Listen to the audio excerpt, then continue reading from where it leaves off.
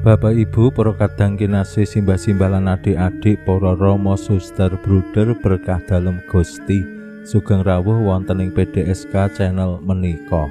Kados pundi kabar panjenengan?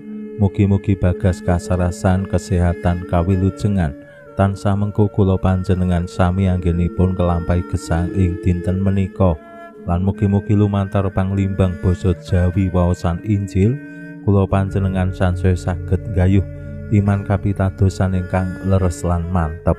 Langkung-langkung anggenipun kula panjenengan sansaya mbangun lan krembakaaken iman kapitadosan sing teguh santosa anggenipun ngadepi maneka wali tantanganing gesang, ya gesang jasmani menapa dene rohani. Awit ing jaman kula panjenengan sakmenika bangun iman kapitadosan kanthi setya lan tekun menika penting. Yen boten tentu kula panjenengan tansah kelu wonten ing ombyaking donya. Contone kemawon yen kula panjenengan namung buru kabutuhan ekonomi kanthi nyambut damel, nglembur lan mikir menika lajeng nuwuhaken rasa wasumelang wonten ing manah arep sembahyang ya wis aras-arasen. Kepara ya mbok menawi saben dinten wis lali arep sembahyang munjuk ing ngarsa dalem Gusti. Esuk wungusari ya bablas langsung cecepak nggo nyambut gawe. Bali mulih ya wis kesel. Arep kegiatan lingkungan ya wis wegah, awake wis lungkrah. Saengga padamelan saben dinten saged dados alasan kangge kula panjenengan lajeng boten bangun iman kapitadosan sacara pribadi menapa dene wonten ing paguyuban mbuh kuwi keluarga menapa dene lingkungan. Kula yakin ing saben minggu sansaya kathah umat sing boten nderek misa ngriyayakake ekaristi sing dadi kewajibane awake dhewe. Menika tantangan. Mila nderek Gusti lan setya wonten ing margi dalem dados tantangan ingkang ageng tumraping kula panjenengan. Lan lumantar waosan Injil dinten menika, kula panjenengan nggih kaparingan kasantosan. Gusti Yesus piyambak anggenipun makarya, anggenipun nindakake kersaning Allah ugi ngadepi tantangan sing boten sekedhik. Kathah tiyang Yahudi sing buru-buru panjenengane pengen nyedani. Mila Gusti lajeng nggih tanda kutip belajar. Lan rikala riyaya pondok gegodhongan anggenipun Gusti Yesus ngriyayakake ing padaleman suci Yerusalem ugi kanthi sesideman. Awit tanda kutip mung suwe akeh sing duweni niat ala marang panjenengane kathah.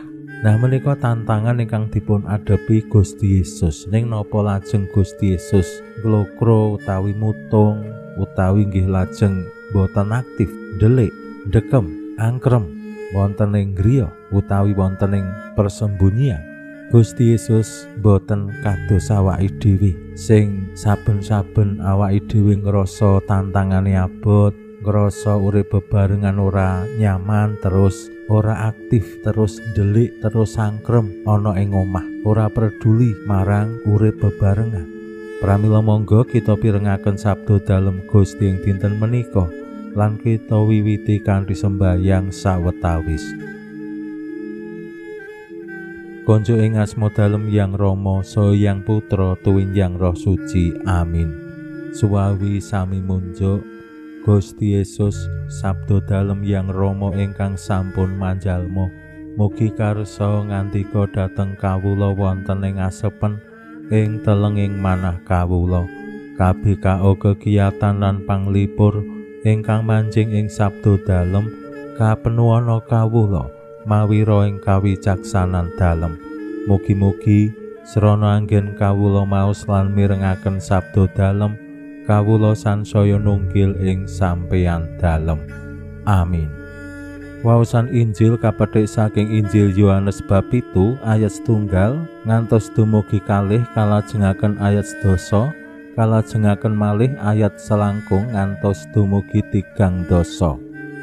Nalika samono Gusti Yesus mider-mider ana ing Galilea. Gusti ora karsa kendel ana ing Yudea, awit ana ing kono wong-wong Yahudi padha mburu-mburu Gusti arep disedani. Nanging riyayane wong Yahudi wis cepak, yaiku riyaya kemah gegodhongan. Bareng para sederek dalem padha mangkat, Gusti ya banjur tindak, ora ngeblak nanging sesideman.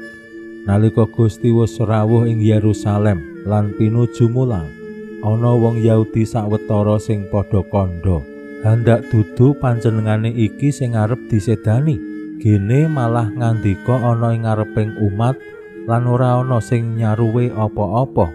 Apa kira-kira para panggedhe saiki yakin menawa panjenengane iku Sang Mesias? Nanging karo panjenengane kita wanuh lan ngerti asale. Mongko yen Sang Mesias rawuh, ora ana sing ngerti saka ngendi asale. Mula Gusti Yesus kang nalika semana pinuju mulang ana ing padaleman suci banjur nguwuh swara, "Mula kowe wanuh karo aku lan ngerti asalku. Nanging tekaku iki ora saka karepku dhewe lan karo panjenengane kowe ora wanuh. Nanging panjenengane kang ngutus aku iku sanyata lan karo panjenengane kowe ora wanuh. Aku wanuh karo panjenengane, awit pinangkaku saka panjenengane lan ya panjenengane iku kang ngutus aku." Wong-wong nuli padha arep nyekel Gusti, nanging ora ana sing wani kumelawi marga durung tekan titi mangsane. Makaten sabda dalem Gusti. Suwawi sami munjuk, Gusti kawula munjuk sembah nuwun karana sabda dalem. Sabda dalem dadosa obor ingkang madangi margining gesang kawula. Katuntuna kawula sageta sabda dalem menika numusi manah ngantos tansah ngrembaka kangge nggayuh gesang ing suwarga. Amin. Bapak Ibu para kadang kinasih simbah-simbah lan adik-adik, waosan Injil dinten menika paring gegambaran dumateng kula panjenengan sami bilih Gusti Yesus mbok kathah tantanganipun, kathah mungsuhe, kathah sing boten remen kalian Gusti Yesus tetep memulang wonten ing padaleman suci, tetep nindakake apa sing dadi tugas ayahane. Menika kula kinten conto lan tulodo tumraping kula panjenengan sing luar biasa. Mugi-mugi ing mangsa Prapaskah menika lan dinten menika ampun kesupen ing dinten Jemuah kula panjenengan dikersakake pasaman suci ya pantang utawi sesirik. Mugi-mugi menika nggih dados rana anggenipun kula panjenengan boten namung nuruti pepinginan pribadi utawi rasa pangrasane pribadi, ning kados Gusti Yesus sing dimungake, sing dipenke menika kersaning Allah. Kanthi basa lan sesirik kula panjenengan nggih sinau umpamane aku jane ngelih, ning kados pundi awake dhewe bisa ngalahake rasa ngelih, terus dampake ngelih ya dadi lemes, dampake lemes ya terus aras-arasen arep nindakake pakaryan apa wae. Kados pundi kula panjenengan ngadepi rasa pangrasa sing mekaten saengga kados Gusti Yesus awake dhewe tetep tekun nindakake apa sing dadi ayane awake dhewe, termasuk wonten ing pelayanan-pelayanan. Kula yakin yen Bapak Ibu nembe utawi nate dados pelayan, mbuh menika pengurus utawi petugas liturgi, katekis lan sapanunggalane, mesti ana wong sing seneng, ana wong sing ora seneng, ana wong sing buru-buru awake dhewe kanthi niat sing boten sae. Ning kados pundi lajeng kula panjenengan ngadepi kanthi penuh strategi? Gusti Yesus anggenipun ngadepi tiang-tiang sing buru panjenengane pengen nyedani menika boten ngadepi sacara langsung, Awit menapa kadangkala ngadepi sacara langsung ya sanes solusi. Ning Gusti Yesus nginggati utawi menghindari lan anggenipun ngriyayakake kemah gegodhongan boten sacara ngeblak ning sesidhemah. Lan Gusti ugi boten lajeng mutung utawa nglokro ngilang, ananging Gusti tetep nindakake apa sing dadi ayane, tetep memulang ana ing padaleman suci. Menika contoh sing luar biasa kangge kula panjenengan. Monggo kula panjenengan sami bangun pasamuan sing begja rahayu bahagia kanthi setya lan tekun cawi-cawi martosaken Injil lan ngayahi menapa sing dados tugas timbalan kula panjenengan kanthi penuh kasetyan. Pinuji Allah sakmenika sarta ing salami-laminipun. Salam sehat, salam bahagia, salam katentreman. Lan mugi-mugi lumantar panglimbang dinten menika kula panjenengan tansah jinangkung ing berkah dalem Gusti ingkang Maha Kuwasa, Hyang Rama saha Hyang Putra tuwin Hyang Roh Suci. Amin.